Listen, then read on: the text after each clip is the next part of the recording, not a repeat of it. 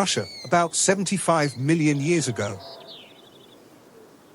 A verdant and lush landscape characterized by abundant forests, rivers, and streams, supported by a climate that is generally warmer than what is experienced today.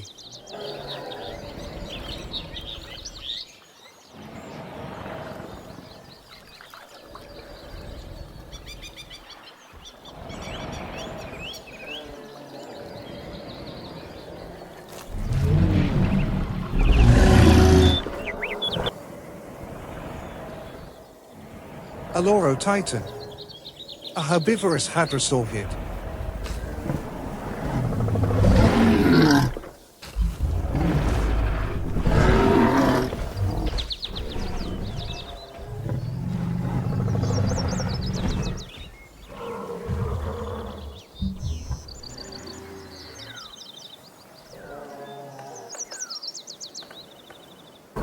The generic name Olorotitan translates to Titanic swan, a reference to its comparatively longer neck in relation to other hadrosaurs.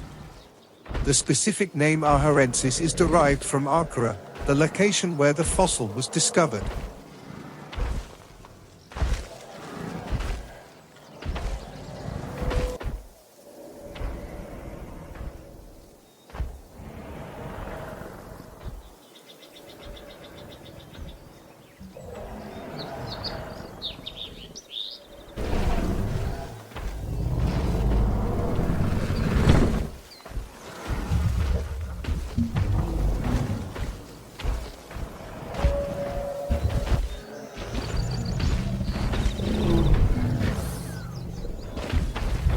Olorotitan represents one of the most well-preserved Lambeosaurine skeletons discovered outside of North America thus far. This sizable hadrosaurid is similar in stature to Parasaurolophus.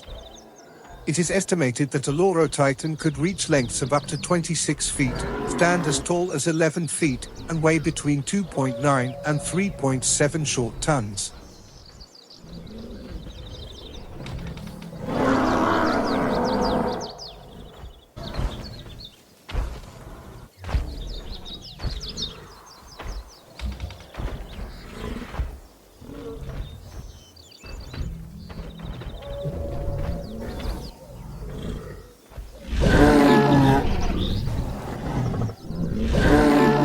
Olorotitan is notable for its distinctive large, hatchet-shaped hollow crest on its skull, which sets it apart from the crests of its North American relatives.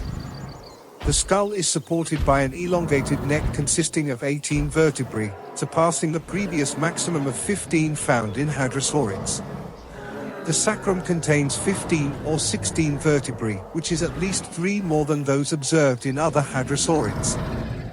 Additionally, in the proximal third of the tail, there are connections between the tips of the neural spines, contributing to a particularly rigid caudal region. The consistency of these connections indicates they are likely not the result of a pathology, although further specimens are required for confirmation. Some paleontologists have determined through phylogenetic analysis that Olorotitan is most closely related to Corythosaurus.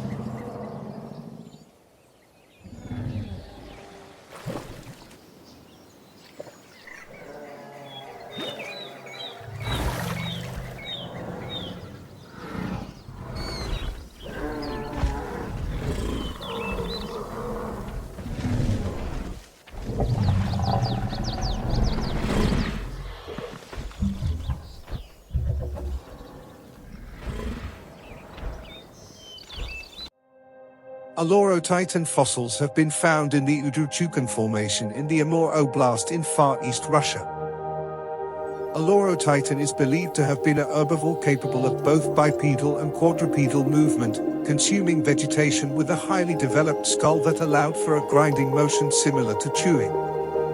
This species was equipped with numerous teeth that were continuously replaced throughout its life.